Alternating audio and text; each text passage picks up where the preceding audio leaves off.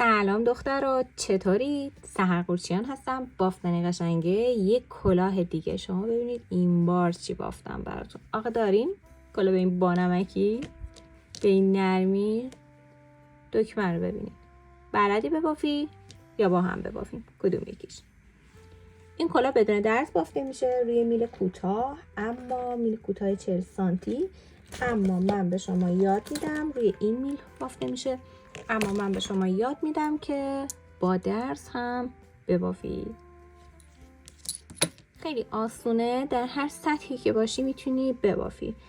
با یک کشبافت شروع میشه، دانه اضافه میشه. بعد از کشبافت البته فقط یک سمت اضافه میشه که این حالت افتادگی رو روی پشت سر داره. این سمت مشخصه چیناش بیشتره و بعد به اندازه کافی میبافیم. این کاهشی رو میبافیم، دکمش رو. تمام. قد کلی کلاه رو هم بگم تا بزنم که بتونم سانت بزنم. 23 سانت.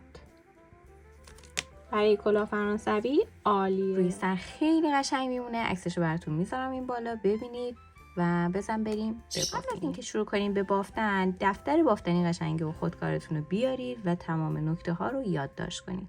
بعد از اون شروع کنید به بافتن. این یادداشت برای شما میمونه، برای دفعه های بعدی هم کمکتون میکنه. دکمهش رو ببینید. دوست دارید ببافید؟ بزن بریم ببافیم. و ممنونم که مثل همیشه با لایک و کامنت ها همراهی میکنید. با این نخ میبافم. آلیس لانا گلد. شماره رنگ 650 و 100 گرم 240 متر. نخی باشه بین 220 تا 250 متر اوکیه. میلی که من براش برداشتم میل شماره 6 هستش. این بافت، این مدل کلا شله. خب بافتمون شل و دانه ها همه گشاد هستش. شروع میکنیم به سر گرفتن و تعداد دانه هایی که سر میگیریم هم خیلی کمه. 53 تا دانه با این نخ باید سر بگیریم. نخهای نازک مناسب بافت این کلاه نیستش. این نکته در نظر داشته باشید. 70-80 تا نخ رو برداشتم. اینم میله شماره 6م. به این صورت یک گره اولیه روی نخ ایجاد میکنیم. بعد شروع میکنیم به سر گرفتن. دانه ها رو به هم نچسبونید. از پایینی رد میشیم، نخ بالایی رو بیرون میکشیم. به همین ترتیب 53 تا دانه باید سر بگیریم. دانه اول و آخر یکی میشه و برای ما 52 تا دانه میمونه. حالا ببینید بافت ما بدون درز دیگه، درسته؟ نشونه این که تعداد دانه ها کافیه اینه که ابتدا و انتها به هم برسه. اگه نرسید یعنی تعداد دانه ها کمه یا این که اصلا اون نخ مناسب نیستش. میگم چون باید با نخ ضخیم بافته بشه. سر بگیرم تا اینجا 45 تا، 46، 47، 48، 49، 50، 51، 52 و 53 دانه. خب میبینید میرسه به دور میل. نخمون هم تقریبا اندازه هستش. از همین سمتی که هستیم دو تا سر میل رو کنار هم قرار میدیم و این سر دانه ها رو میاریم به سر میل. دیدید رسید. خب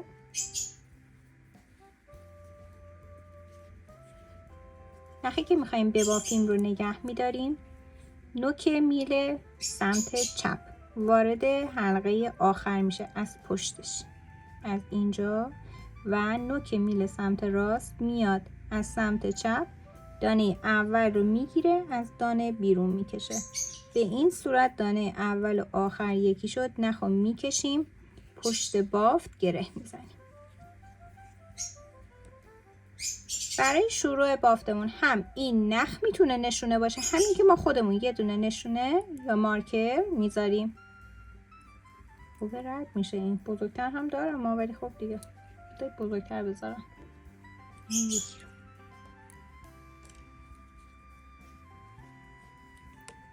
شروع میکنیم به بافت. چی میخواییم ببافیم؟ کش بافت. کش بافت یک رو یک زیر. دانه اول نخ روی بافت، وارد دانه میشیم، نخ رو میندازیم روی میل، نخ رو پایین نگه میداریم، بیرون میکشیم. گرد بافی بدون درز به این روش بافته میشه. از سمت چپ وارد حلقه میشیم، زیر میبافیم، دوباره وارد دانه میشیم، نخو میندازیم روی میل، به پشت بافت میبریم. از سمت چپ وارد میشیم، دانه رو زیر میبافیم. وقتی که اولین رج رو داریم میبافیم باید دانه ها رو کمک کنیم. از سمت راست میاریمشون سمت چپ و بعد میبافیم. رو میبافیم، زیر میبافیم، همینطور تا انتها ادامه میدیم. و هر جا که دیگه دانه ها تکون نخورد کمکش میکنیم.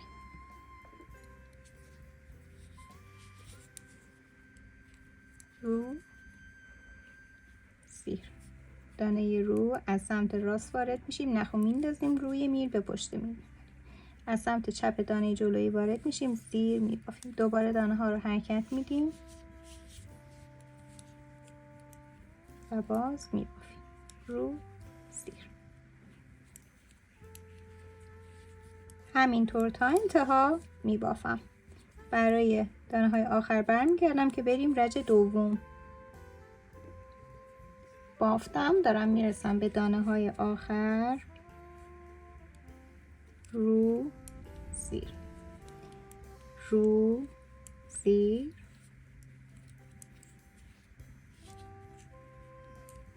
بافته میشه.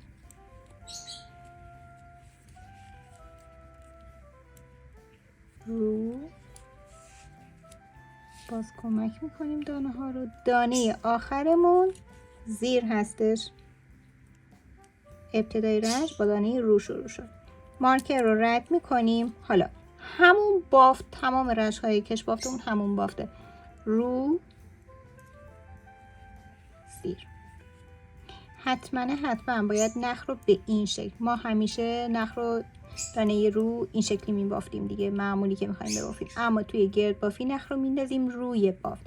اگه به اون صورت ببافیم پشت بافت دانه ها پیچ میفته و کش بافتمون کشسانی نخواهد داشت. میبافیم رو، زیر تا انتها میرسیم به سر رنج. باز همین بافت تکرار میشه. میبافیم تا کش بافتمون اندازه بشه که حدوداً 3 سانت باید این کش بافت رو ببافیم. برمیگردم، بافتم و بافتم 3 سانت شده. الان 3 سانت اوکیه. خب حالا کاری که میکنیم دانه هامون رو نصف میکنیم، علامت میزنیم که من یه علامت گذاشتم، برای من 26 تا دانه شده نصفش. حالا ما باید یک سمت رو دانه اضافه کنیم. این سمتی که دانه اضافه میشه پشت سر هستش، شلتر وای میشه. دانه رو بافته میشه. دانه زیر باید تبدیل بشه به 3 مرتبه. پس با دقت نگاه کنید.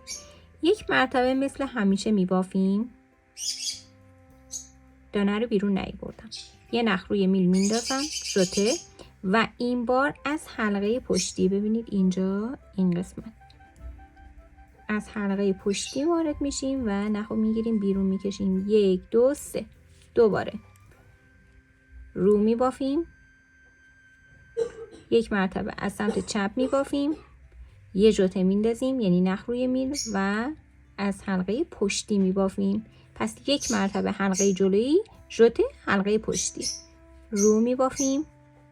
حلقه جلویی رو زیر میبافیم. نخو میگیریم روی میل از رو به پشت و این بار حلقه پشتی رو زیر میبافیم. دوباره رو میبافم. دانه تبدیل میشه به 3 مرتبه. زیر، ژوته، از حلقه پشتی زیر میبافیم. رو میبافیم، زیر میبافیم، در اومد اشکال نداره، ژوته میندازیم، از حلقه پشتی زیر میبافیم. همینطور به هر دانه زیر اضافه میکنیم تا برسیم به مارکر. زیر، ژوته، حلقه پشتی، رو، زیر از حلقه جلویی، ژوته از حلقه پشتی.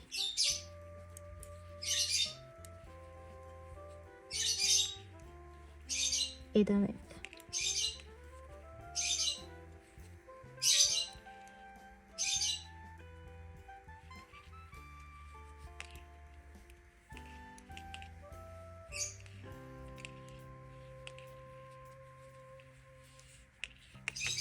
چند تای آخر مونده. خب حالا چند تا دانه اضافه شد؟ هر خط تبدیل شده به 3 تا. هر خط دانه زیرمون الان حساب میکنیم و میگم که هر چند تا دانه داشته باشیم چند تا اضافه میشه. بعد موقعی افتاد. فکر کنم یه دونه دیگه باید بشماریم. از این ور میشمارم 2 4 6 8 10 12 14 16 18 20 22 24 26. به موقع افتاد. خب از اینجا به بعد دانه ها رو به همون صورتی که هست دیگه میبافیم. رو میبافیم، زیر میبافیم. اینجا میفته روی جلوی سر، پیشونی. اون قسمت میفته پشت سر. اونی که اضافه شد پشت سر بود. همینطور رو، زیر، عین قبل. حالا چند تا دانه اضافه شد؟ ما دانه هایی که داشتیم رو نصف کردیم، درسته؟ که برای من 52 تقسیم بر 2 میشه 26 تا. 26 تا دانه زیر و رو هستن دیگه. پس باز هم نصفش میکنیم، میشه 13 دانه زیر. این 13 دانه زیر هر دانه تبدیل شد به 3 تا. یکی که خودش بود، 2 تا به هر دانه اضافه شد. پس 26 دانه اضافه شده. الان براتون می نویسم متوجه بشید. مارکر رو رد می کنیم. از اینجا به بعد رج مدلمون شروع میشه دیگه. بافت مدلمون براتون نوشتم. خب ببینید ما 53 تا دانه داشتیم که میشه 52 به علاوه 1 اون یک دانه که با هم یکی شد. 52 دانه رو تقسیم بر 2 کردیم، علامت زدیم 26 تا. به این 26 تا اضافه کردیم، ولی این 26 تا زیر و رو بود. درسته، ما فقط به دانه های زیر اضافه کردیم. 26 رو تقسیم بر 2 کنیم میشه 13 تا دانه زیر بود که هر دانه شد 3 تا. پس 2 تا به هر دانه اضافه شده. 13 ضرب در 2 26 دانه در مجموع اضافه کردیم. من اینو نوشتم براتون که این روال دستتون باشه. اما چند تا دانه اضافه میشه؟ نصف تعداد دانه های اصلی اضافه میشه. همین، به همین راحتی. 52 تا داشتیم، نصفش همین که اول به دست آوردیم اضافه شد. 78 تا. تعداد دانه ها به علاوه اضافه شده 78 تا دانه داریم. به همین خاطر در ابتدا گفتم که تعداد دانه های ما زیاد میشه. ما تعداد دانه ها رو کمتر در نظر میگیریم و کشبافتمون رو با همون میل درشت، میل شماره بزرگتر میبافیم. بریم برای بافت مدلمون. خیلی آسونه، خیلی آسونه. یه دونه ژوته میگیریم، یعنی نخ روی میل. ژوته یعنی دانه اضافه. نخ از رو به پشت میره. خب حالا فرق نمیکنه از پشت بره. دانه بعد هر چی که هست میبافیم روی. دوباره یه ژوته میندازیم، نخ اضافه روی میل و زیر میبافیم. همین بافت تکرار میشه. ژوته میگیریم، رو میبافیم.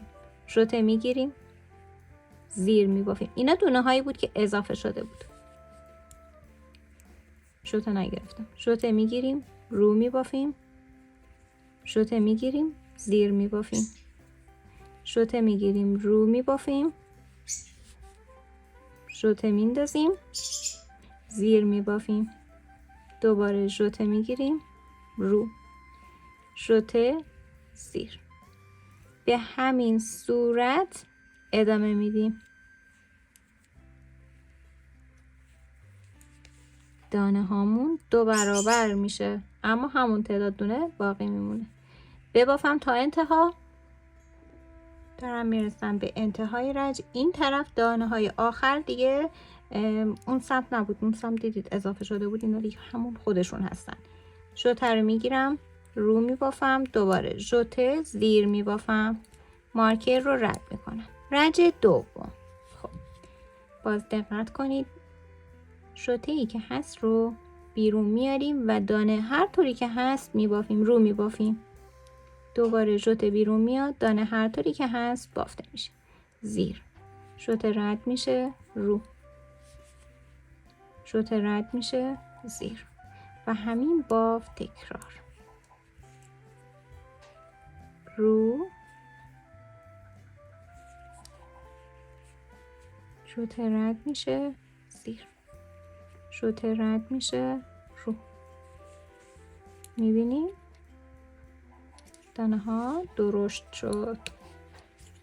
باز کمک میکنیم، میچرخه زیر، ژوته رد میشه رو، ژوته رد میشه زیر، رد میشه رو.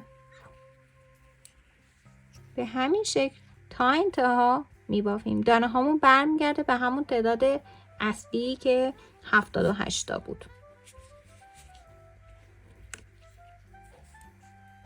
رد میشه زیر میبافیم، رد میشه رو میبافیم.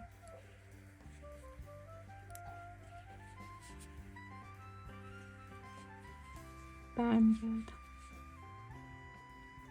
بافت رو ادامه دادم، بافتم و ببینید رجی که بافتیم چقدر بلند شد. همین دو رج 2 سانته. خب حالا دانه های آخر هستم، دانه های آخر رو هم ببافیم و همین دو رج تکرار میشه. دانه آخر زیر، مارکر رو رد میکنیم دوباره. رج اول یه ژوته مینداختیم، دانه هر طوری که بود بافته میشد. دوباره ژوته زیر، ژوته رو، ژوته زیر، همین تکرار میشه. رج بعدی ژوته ها رد میشه، دانه ها بافته میشه. به این صورت یه بافت توری و قشنگ داریم. ببافم، دوباره بافتم، رسیدم به دانه های انتهایی.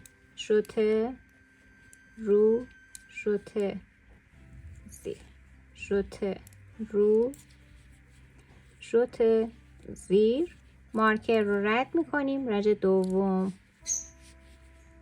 ژوته در میره، دانه هر طوری که هست میبافیم. اولی روه، دوباره ژوته در میره زیر، ژوته رفت، ژوته رفت رو، ژوته زیر، رفت رو، در رفت زیر. آره در رفت رو، یکی مدل در رفت. این چقدر بانمکه، چقدر گلی گشاده. البته اینجا اون قسمت هاییه که اضافه شد، اینجا خیلی گشادتر. زیر، دوباره رو، زیر، ژوته میره رو میبافیم، ژوته میره زیر میبافیم. دانه هر طوری که هست همون بافته میشه و این دو رج تکرار میشه. فکر کنم الان شد دیگه 7 سانتی باید شده باشه. بله 7 سانت ما باید ببافیم.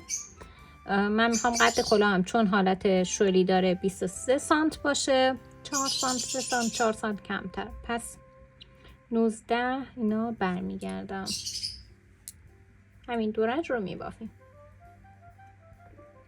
چند سال پیش یه مدل شبیه این بافتم برای آلیز بود. خب حتما پیداش میکنم بهتون نشون بدم.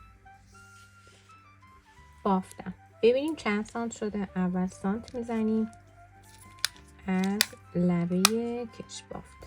ببینید دقیقا 19 سانته.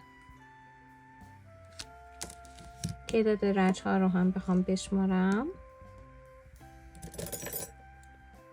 دو تا حساب میکنم. 2 4 6 8 10 12 14 16 18 20 22 24 26 رج. 26 رج من با این نخ با دستم با شماره یه میله با دستم، یعنی دست بافت منه، شماره میله 6 بافتم. حالا از اینجا به بعد مارکرم افتاده. مارکرم پیدا شد میذارمش. از اینجا به بعد ما دیگه به مدلمون کاری نداریم و آخرین رج هم همین رجی هستش که رو زیر بافتیم، یعنی ژوته نداریم دیگه. و یه فوت کوزه‌گری بهتون بگم، ببینید الان چقدر قشنگ افتاده. رجی که ژوته میندازیم اگه شل بافتید اشکالی نداره، اما این رجی که دانه ها رو ترکیب میبافیم. پایه ها رفتن تو قلاب. دانه رو، دانه زیر. این رج رو باید سفت‌تر ببافیم که اینقدر قشنگ در بیاد. ببینید خیلی گوگلیه، باحال، باز میشه خیلی رو سر خیلی قشنگ میشه. خب پس حالا مارکر رو رد میکنیم، تمام دانه ها یکی میشه. الان رو هست، زیر هست، این دوتا دانه با هم یکی میشه. پس از سمت چپ حلقه جلویی میایم، این دوتا رو با هم به زیر میبافیم. همه بافت هم دیگه زیر هستش.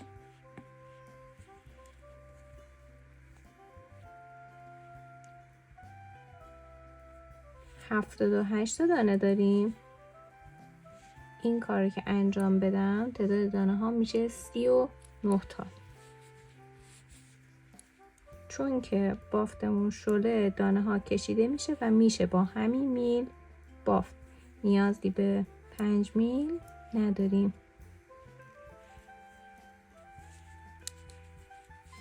همینطور ادامه میدیم. اگر هم سختمون بود بافتمون رو تا میزنیم، از این قسمت سیم رو میکشم بیرون.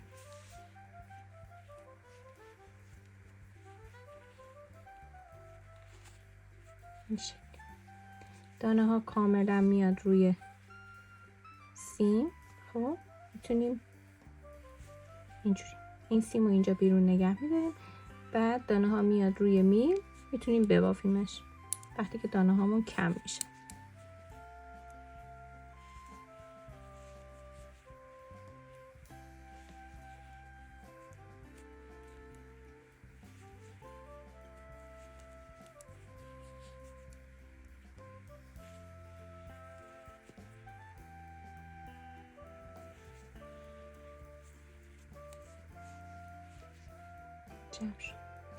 میبافم. بافتم. 4 تا دانه آخر مونده. ببینید رو میل هنوز هستش. دوتا یکی، دوتا یکی. 39 تا دانه. مارکر رو رد میکنیم. این رج یعنی یک رج در میون کاهشی میبافیم، ساده میبافیم. ساده یعنی که هر دانه هر شکلی هست میبافیم، که ما الان اینجا باید تمام دانه ها رو زیر ببافیم. پس میبافم، زیر میبافم. مثل اول بافت دانه ها رو باید کمک کنیم.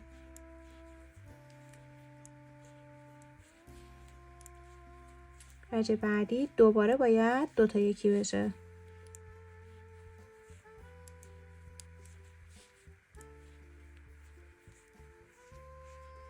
ببینید جمع شد.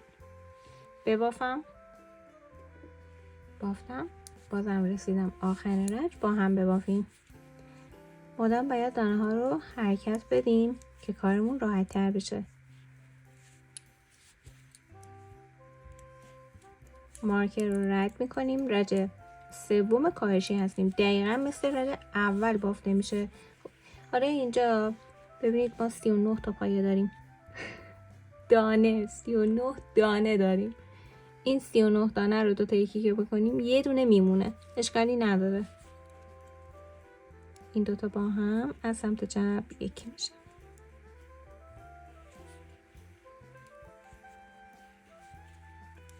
این بار تعداد دانه هامون میشه 20 تا. نصف میشه.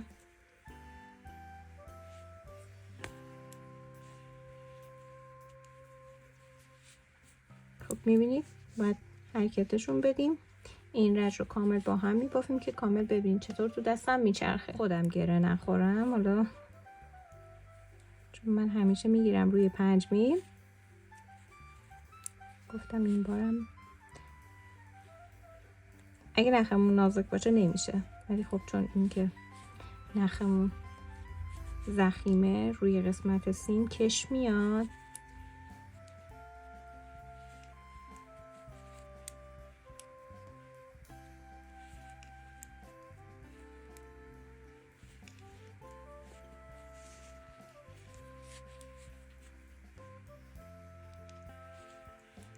یه کار دیگه هم میتونیم انجام بدیم. اینو میکشیم بیرون.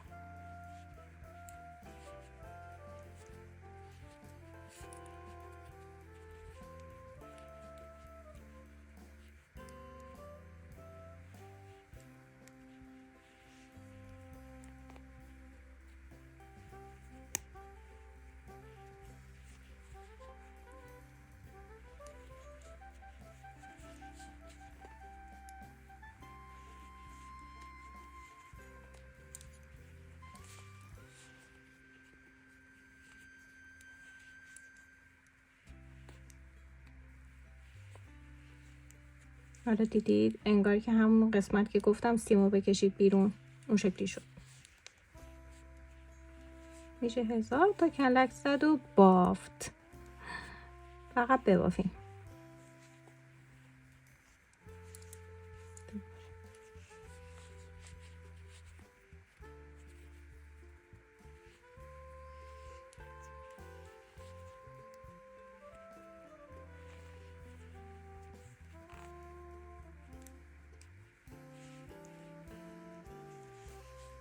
و آخری که گفتم به تنهایی زیر بافته میشه.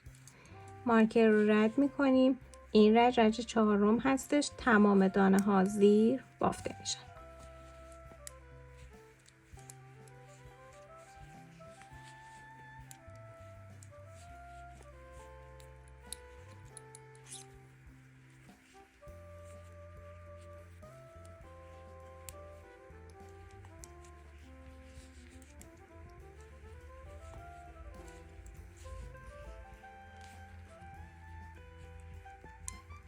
از این طرف هم سیم اومد بیرون.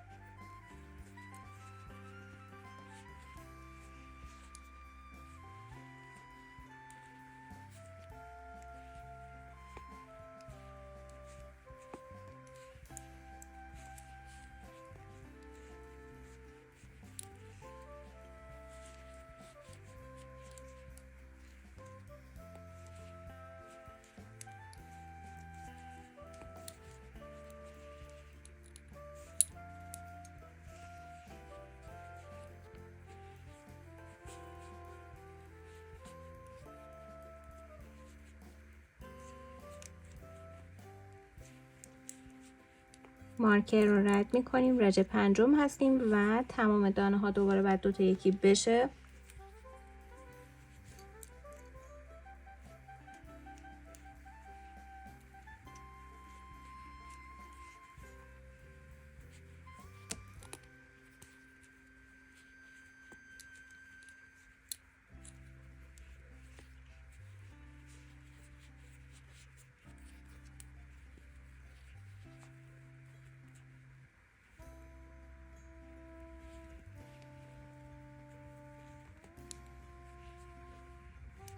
وقتی دونه این آخری رو میخوایم بکشیم یکم شلتر میگیریم چون اونجا روی سیم هستش و دانه کشیده نشه.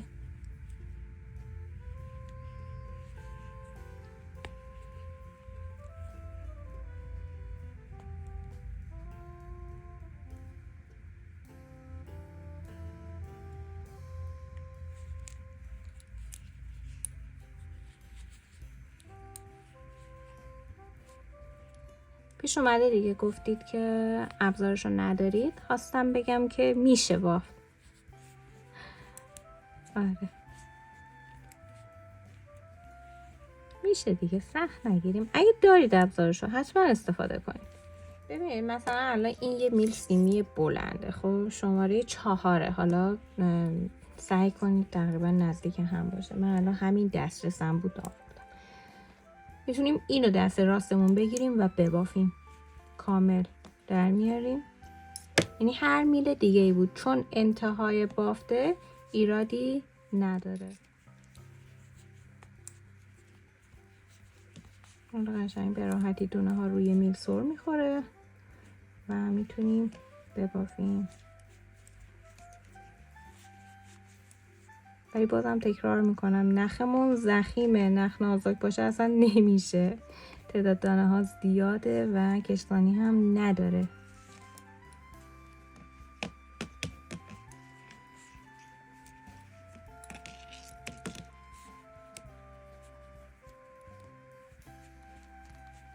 دو دانه آخر. خب حالا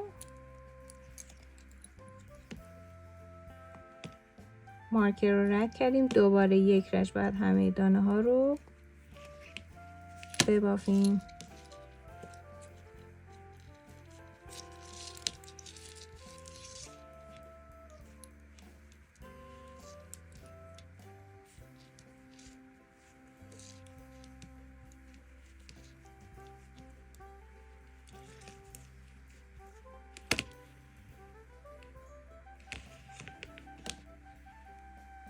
و بقیش این.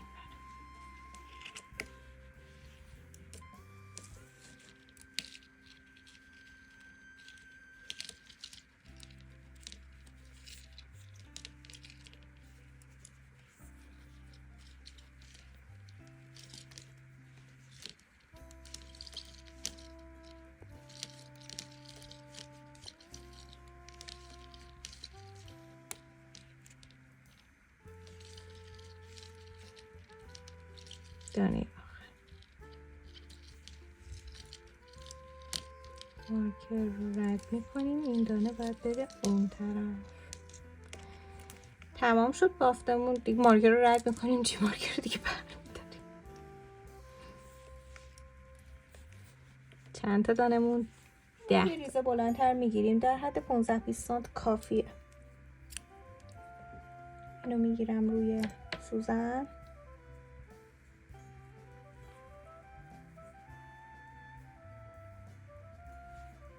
میگیرمش روی سوزن،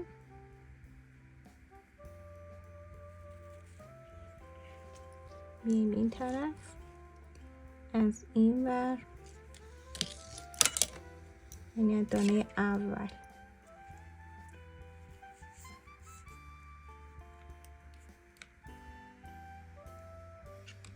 از این طرفش میگیریم روی سوزن.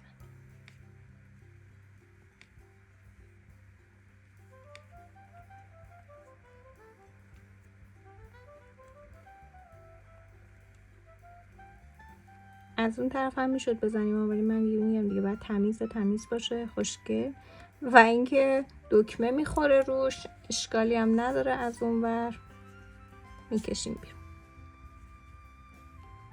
این قسمت یک بست میزنیم و میکشیم که محکم بشه. به این شکل جمع شد. سوزن میبرم داخل،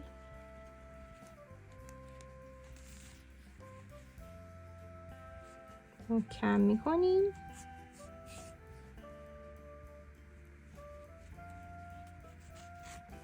بلدید دکمه بدوزید؟ وای دکمه بدوزید. حالا که باید بگم ببافید گفتم بدوزید. بریم یه دکمه براش ببافیم، درست کنیم خودمون. این سر نخ هم همینطور میبریم داخل بافت. وای خدا خیلی نرمه، خیلی گوگلیه، مخصوصا این طرفش که دانه ها بیشتره. اینم گرفتم.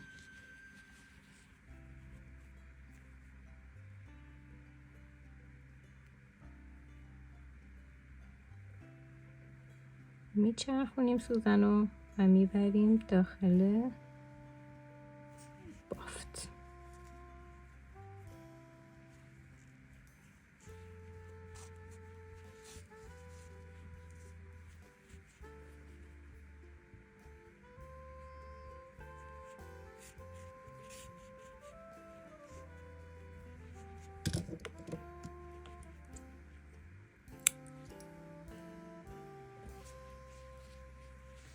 بریم در یه بافت دکمه. با همین نخ فقط میل کوچکتر که دکممون ظریف‌تر در بیاد. اندازه‌ای که می‌خوایم ببافیم بستگی به دکممون داره. من الان این دکمه رو دارم که از این سمتش استفاده می‌کنم. خب ببینیم اینجا الان برای نمونه اندازه می‌گیریم 2 4 6 تا. چون که میلمون کمتره 10 تا دانه سر میندازم. روی 5 میل سر میگیرم چون که تعداد دانه هامون کمتره.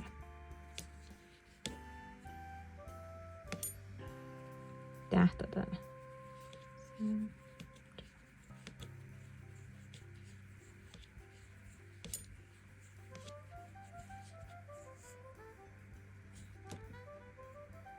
میدرزم کم بیاد 12 تا. 12 تا دانه سر گرفتم. ببینید بذاریم روش که الان مشخصه. یکم بعد ازش بزرگتر باشه تعداد دانه هایی که زدیم. یک گره میزنیم، برمیگردیم. دانه اول نبافته، ما بقیه دانه ها همه رو بافته میشه.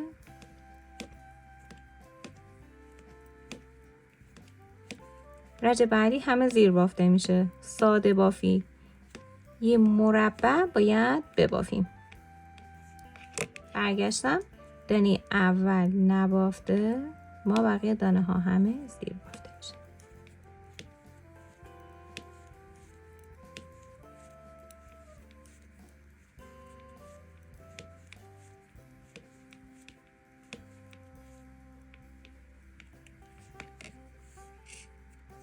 میبافم تا مربع شکل بگیره.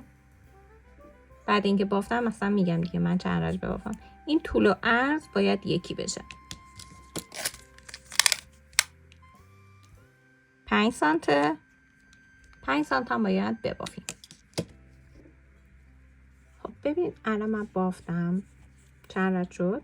2 4 6 8 10 12 14 رج بافتم. پس 12 دانه ای که سر انداختیم رو من سر انداختم رو 14 رج بافتم. این مربع رو به ما داد. دونه ها رو کور میکنیم. حالا نیازی هم نیست کور کنیم. میگیریم روی سوزن. فقط نخ رو بلندتر بگیریم. حدوداً 30-40 سانت بلندتر میگیریم. نخ رو گرفتم روی سوزن. ببینید الان باز هم یه اندازه بزنیم. اوکی این وسطی. از همین سمت دانه ها رو میگیریم روی سوزن.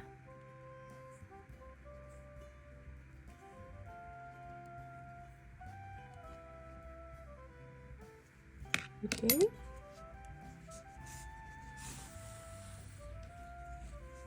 از این لبه هم رد میشیم انگاری که کوک میزنیم.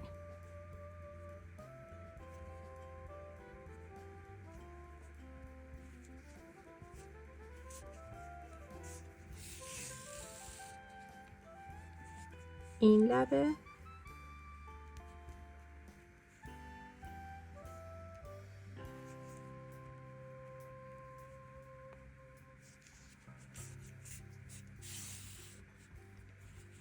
و آخری.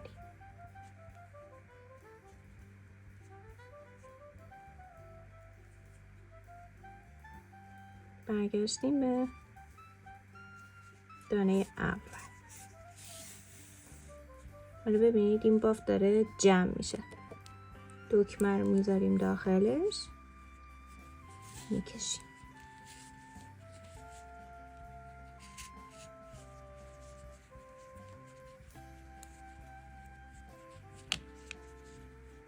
به همین راحتی. دید چقدر خوشگل شد؟ خب.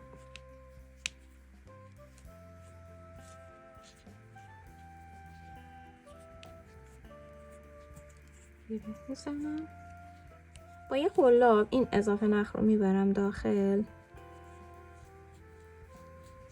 باز محکم هم میتونیم بکنیم که باز نشه.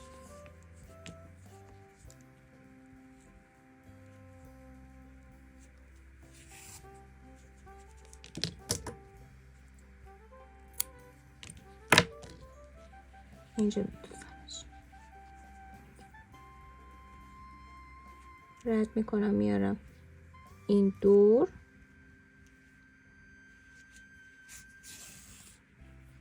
یک کوک وسط قرار گرفته باشه. یک کوک به کلاه میزنم.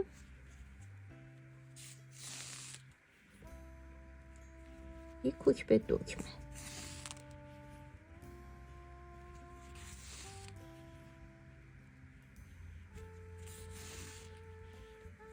دور تا دور به همین شکل وصل میشه.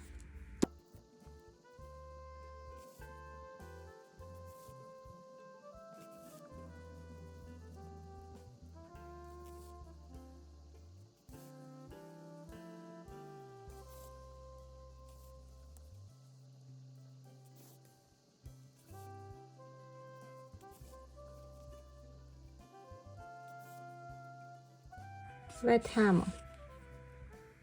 این نخ رو میبریم داخل باف و اینجا دیگه نخمون رو محکم میکنیم. بعدم میبریم اضافه نخ رو داخل بافت و تمام. دکمه رو میتونید برای تمام کلاههای فرانسوی و بره استفاده کنید. خوشگل میشه. من که خیلی دوستش دارم.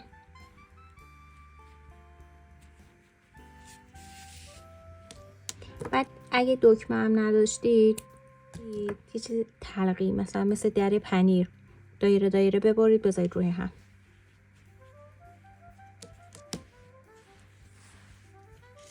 بافت ما کامل شد.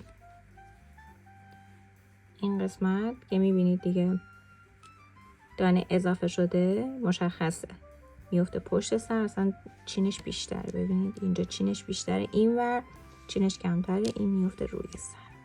عاشقش هم شما هم ببافید عاشقش میشید. مثل بقیه کلاه فرانسوی ها یکی دوتا هم که ندارم، کلی آموزش رایگان کلاه فرانسوی دارم، طرح و رنگ دلخواه. عاشقشم. اینا قلابه. ولی خب این 2 میله دیگه. بازم دارم کلاه زیاد دارم. اینم هست هم ساده، این الان سادهشه، هم سادهش رو بهتون یاد دادم هم فرانسه. تموم شد، کامل شد، درسته. ولی من دوست دارم همتون ببافید. این نباشه که چون میل گرد 40 سانتی نداشتید بدون باف بمونید. نه، میریم با درزش رو هم. بافت کلاه کامل تموم شد، درسته. حالا اینکه دوستی هست میل 40 سانت داره کلاه رو میبافه، یه عزیزی هست نداره، هیچ اشکالی نداره. بیا میخوام بهت یاد بدم با میل ببافیم. از اونجایی که میخوام تعداد دونه های کمتری سر بگیرم 5 میل آوردم که همیشه تو دستم راحت تره. یه تعداد دانه ای سر میندازیم که ترجیحاً تعداد دانه هامون زوج باشه. من 12 تا دانه سر میگیرم. کلاه بذارم کنار. 12 تا دانه سر میگیریم.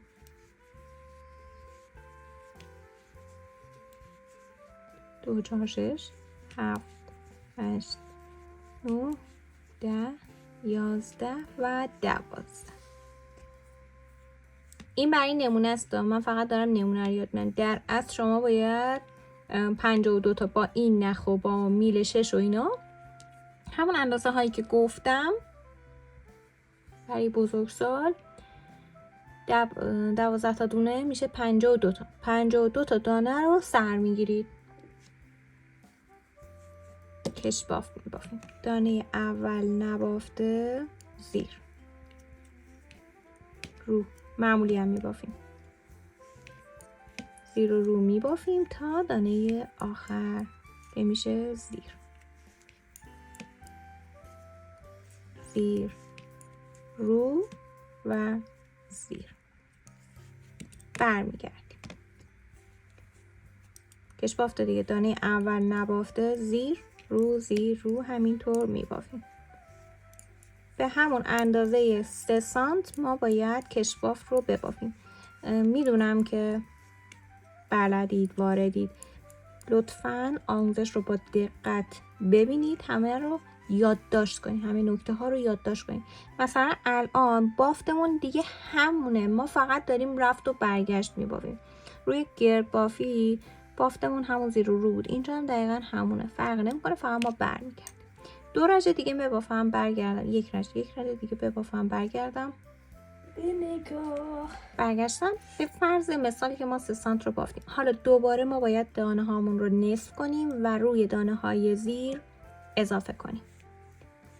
دانه اول نبافته، دانه بعدی که زیر هستش یک بار. خب ببینید اینجا بافتمون معمولیه، حلقه پشتی رو میبافیم، ژوته میندازیم، نخ اضافه روی میل، یک بار حلقه جلویی رو میبافیم، از این سمت میام میبافمش. دانه رو بافته میشه، دوباره دانه زیر اضافه میشه، حلقه پشتی زیر بافته میشه، نخ روی میل میندازیم و از سمت چپ وارد حلقه جلویی میشیم. به این صورت فقط حلقه جلویی بافته میشه، یک دانه تبدیل میشه به 3 تا. رو میبافیم، ببینید از حلقه پشتی میرم میبافم، دانه رو بیرون نمیارم، یه نخ میگیرم روی میل و دوباره از سمت چپ واردش میشم، نخو بیرون میکشم، ژوته زیر. وقتی که نصف دانه ها رو به این صورت بافتیم اضافه شد، ما بقیه یعنی نصفی که مونده همونطور که هست بافته میشه. رو زیر بافت. ما اینجا دانه ها رو بافتیم، اضافه کردیم. چند تا دانه اضافه شد؟ ما 12 تا دانه داشتیم، گفتم نصفش اضافه میشه، یعنی الان به 12 تای ما 6 تا اضافه شده و شده 18 تا. اوکی؟ روی بافت گرد بافی ازج بعدی مدلمون رو میبافتیم، اما اینجا اگه برگردیم پشت بافت هستیم. پس میایم چی کار میکنیم؟ یک رج کش بافت میبافیم. دانه اول نبافته، زیر رو، زیر رو. به این دانه های اضافه شده که رسیدیم همینطور میبافیم، رو زیر. این ژوته حفره نیفته، زیر. ببینید رو، دانه زیر از حلقه پشتی بافته میشه، زیر رو، دوباره زیر رو، ژوته از حلقه پشتی زیر بافته میشه، رو و زیر. برمیگردیم. حالا آماده ایم برای بافت مدل. دانه اول نبافته، یه نخ روی میل میگیریم، دانه بعدی هر طور که هست میبافیم زیر، دوباره یه نخ روی میل میگیریم، دانه هر طور که هست میبافیم. همین بافت تکرار میشه، یعنی ژوته زیر، ژوته رو، ژوته رو، ژوته زیر. ادامه میدیم.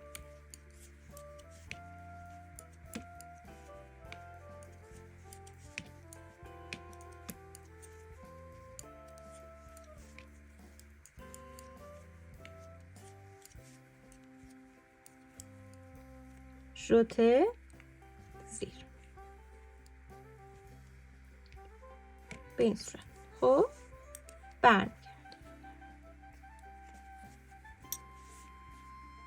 دانه یه ژوته کمتر شد، چون به هر حال نمیتونیم دیگه تعداد دونه هامون روی میل رفت و برگشته، یه ژوته کمتر میشه، اینجا اشکالی نداره. نبافته میگیریم، ژوته رو رد میکنیم، زیر میبافیم، ژوته رو رد میکنیم، رو میبافیم، ژوته رو رد میکنیم، دانه بعدی بافته میشه. به همین شکل ژوته ها رد میشه، دانه هر طوری که هست همونو میبافیم. فقط اینکه این رد رو سفت‌تر ببافید، رجی که ژوته میندازیم شلتر.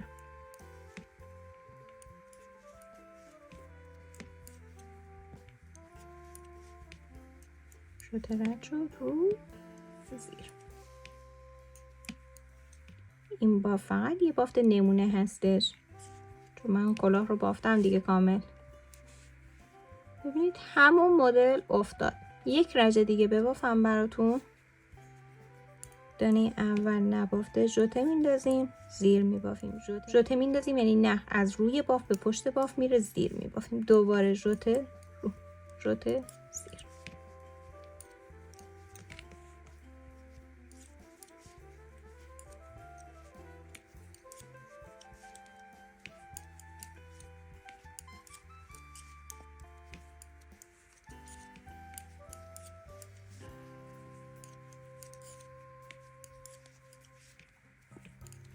رو، ژوته زیر. برمیگردیم، دانه اول نبافته، ژوته ها رد میشه، دانه ها هر طوری که هست بافته میشه زیر رو.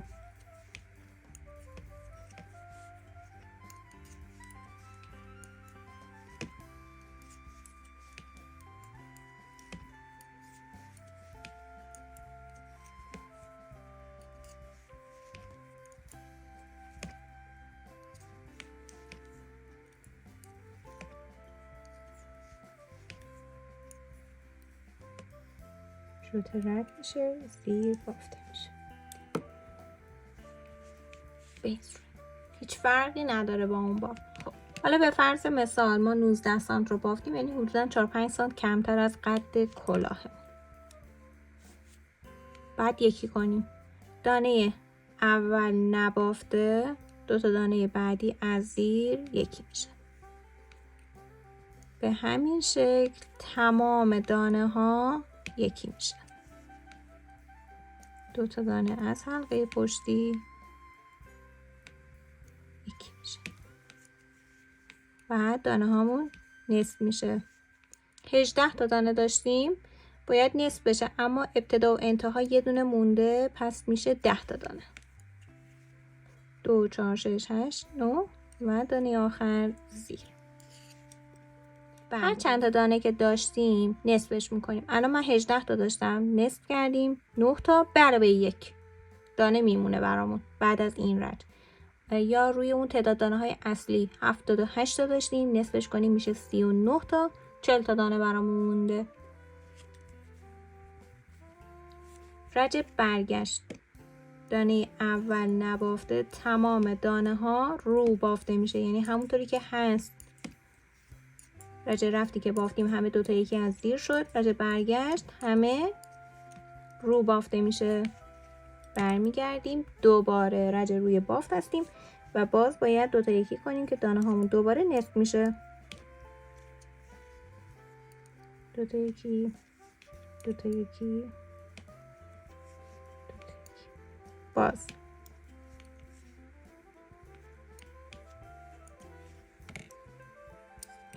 ده تا دانه داشتیم، نصفش میکنیم میشه 5 تا به علاوه 1. 6 تا دانه برامون موند. نبافته رو میبافیم. برمیگردیم، تعداد دانه هامون کمه دیگه. من 1 مرتبه دیگه میبافم، همینو مثل همون که باید انجام بدیم تا برسیم به تعداد دونه های کمتری دیگه که اونجا رسیدیم به 10 تا دونه. نبافته 2 تا یکی از زیر، 2 تا یکی از زیر، 4 تامون. روال بافت همینه، رو میبافیم و دیگه اینجا دانه هامون رو جمع کنیم. اینی که دیدی من بافتم یه نمونه بود، فقط به خاطر اینکه اگر میل 40 سانت نداشتی هم ببافی. خب یه وقت بی‌انصافی نکنی بگی کامل یاد ندادی. نبینم از این کامنت ها. اگه کسی هم گفت شما بیا از من دفاع کن. آره هوای همو داشته باشین. خب از اول آموزش دونه به دونه بنویس که من چی گفتم، چند تا دونه سر بندازید، اون آموزش رو کامل ببین، نکته ها رو بنویس و بعد بیا با استفاده از این آموزش، از این نمونه روی میل بباف. دانه رو سر میگیریم، کشباف میبافیم، اضافه میکنیم، اون رج برگشت رو میبافیم و بعد مدلمون رو میبافیم تا برسیم به قد مورد نظر و بعدش دونه ها یک رج در میون یکی میشه تا به تعداد کمتری برسه که با سوزن جمع بشه. فکر نمی کنم هیچ جا آموزش به این کاملی رو پیدا کنی. پس اگه تا الان لایک نزدی لایک رو بزن، کامنت هم بنویس. حدس میزنی آموزش بعدی چی باشه؟ تو کامنت ها برام بنویس. راه ارتباطی من و شما کامنت های کانال یوتیوب هستش. با هم در ارتباط باشیم، به هم بگید چی دوست داری، چی کار کنیم، چی ببافیم. یلا ببافیم. کریسمس یلدا هم هست البته. خیلی خوبه. ایده های یلدا و کریسمس یکیه. دوستتون دارم خیلی زیاد. تا آموزش دیگر، خدا نگهدارتون.